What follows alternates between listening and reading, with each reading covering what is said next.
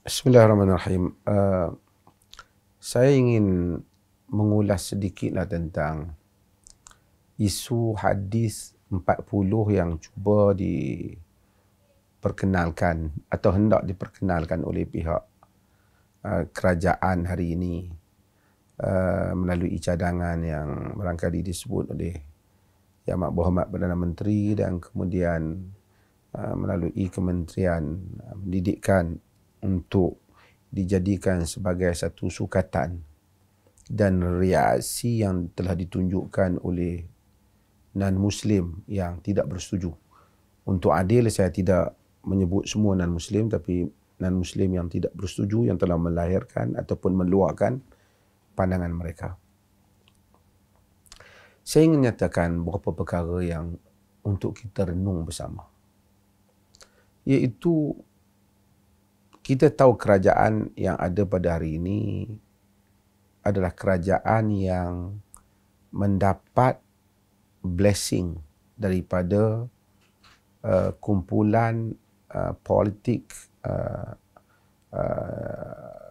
bukan Islam atau non-Muslim yang selama ni mereka rasa tidak puas hati dengan masyarakat Muslim dalam banyak hal.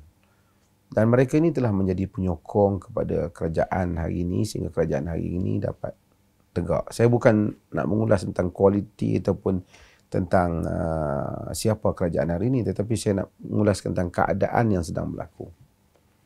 Mereka ni menyokong dan mereka menganggap kerajaan hari ini dengan gabungan pemimpin-pemimpin politik yang ada dalam kerajaan hari ini yang terdiri daripada tokoh-tokoh dalam orang Islam yang ada dalam kerajaan hari ini, pada mereka mesra Islam ataupun versi Islam yang mereka ni amalkan cocok ataupun sesuai dengan kehendak golongan yang merasakan Islam adalah suatu ancaman kepada mereka. Ini realiti yang ada.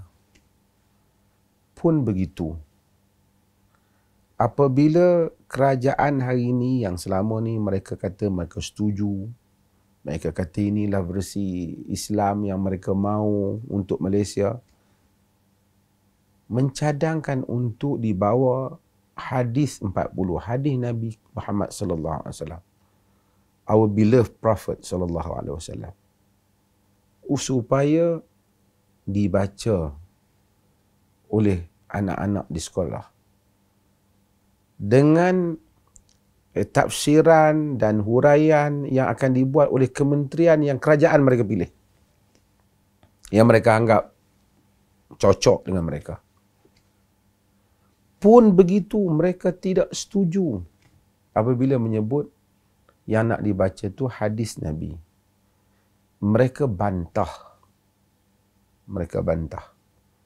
Sehinggalah terpaksa kerajaan menjelaskan, sebenarnya tak. Menteri Pendidikan pun bagi tahulah sebenarnya tak, hanya nak dibaca kepada orang-orang Islam sahaja. Hadis ni hanya orang Islam saja. Patutnya dah lega lah. Orang Islam saja nak baca hadis. Ini buat pula bantahan. Hatta orang Islam pun mereka bantah beberapa hadis itu daripada dibaca oleh orang Islam. Padahal itu agama orang Islam. Artinya mereka sentiasa tidak akan puas hati walau sebaik mana awak telah layan mereka, begitulah mereka. Qad badatil baghdha'u min afwahihim wa ma tukhfi suduruhum akbar, kata Allah dalam surah Ali Imran. Telah zahirlah permusuhan daripada mulut-mulut mereka. Apa yang tersimpan dalam dada mereka lebih besar.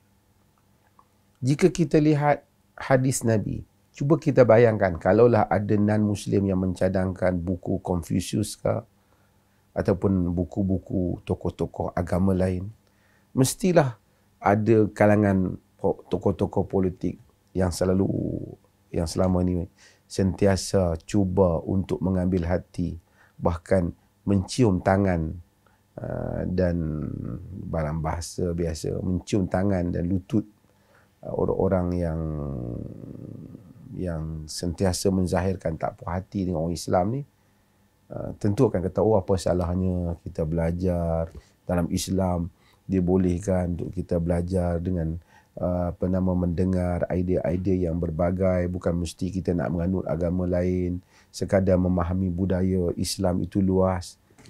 Tapi apabila non-Muslim yang keras ini, saya tak kata semua non-Muslim, saya kata puak ekstremis ni, tak setuju dengan hadis ni, golongan ini senyap. Mereka tak timbullah rahmatan lil alamin ke apa, mereka tak timbullah. Demikian selama ni mereka cuba untuk mengambil hati sedaya mungkin. Sehingga pada saya kadang-kadang mereka terbabas daripada apa yang Allah sebut. La tajidu qauman yu'minuna billahi wal yawmil akhir yuwaduna man haddallaha wa rasulahu. Kamu tak akan dapati orang-orang yang beriman dengan Allah dan Rasul itu mencintai mereka yang menentang Allah dan Rasul. Mereka kadang-kadang dah terbabas di dalam politik mereka ke, di dalam bahasa mereka, kerana cuba nak please golongan yang menzahirkan sikap tak puas hati dengan masyarakat Islam ini. Pun begitu, mereka tak dapat memuaskan hati mereka. Sekadar nak baca hadis Nabi pun tak puas hati. Ini bukan silibus yang dibuat oleh grup yang mereka tak setuju. Grup mereka sendiri yang selama ni telah apa saja mereka nak kata kepada orang Islam, akan bela mereka ni. Akan benarkan mereka ni. Akan pertahankan mereka. Sanggup bergaduh dengan teman-teman orang Islam. Saya pun ada baik dengan mereka juga kadang-kadang. Bergaduh kerana saya bagi pandangan, oh ini pandangan tak boleh, kita rahmatan lil alamin dan seumpamanya. Hari ini dah tak dengar, dah tak kata dah. Bayangkan, saya ingin memberikan kesedaran bagi non-Muslim yang sederhana, yang tidak ekstrim.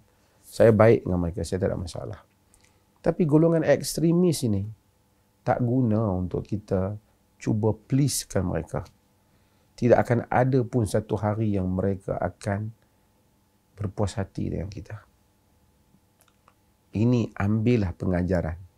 Nak baca hadis di dalam negara kita sendiri. Hadis Nabi dan kita sendiri.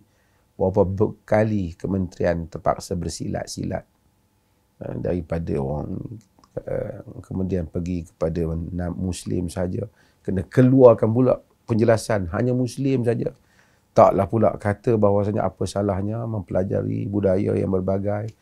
Dalam hadis itu ada banyak pendidikan yang boleh dipelajari. Kita tak berani.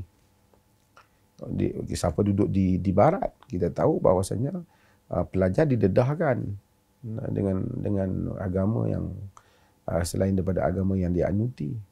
Di Thailand kita dekat dengan asimilasi, mereka kena belajar. Di Indonesia mereka kena belajar, mereka kena tahu budaya bahkan agama bagi penduduk asal tanah berkenaan. Tapi ternyata bahawasanya nak membaca hadis Nabi pun menjadi kontroversi.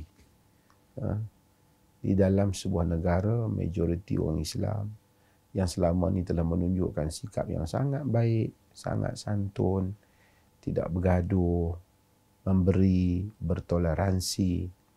Dan itulah bagaimana kumpulan ekstremis ini membalas budi yang telah kita lakukan. Saya rasa ini perlu diambil nota untuk kita.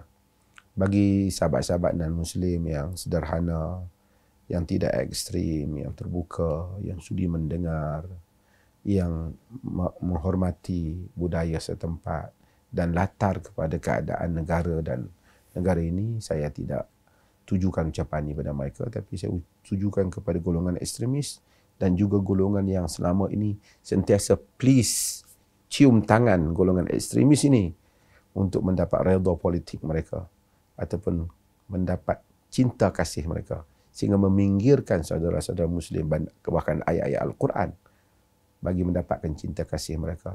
Ternyata sehingga itu pun mereka tidak dapat terima. Hanya bukan untuk menyatakan lihatlah ajaran Islam. Sekadar nak baca hadis Nabi pun menjadi isu di dalam negara kita ini. Terima kasih banyak. Sekian. Wassalamualaikum warahmatullahi wabarakatuh.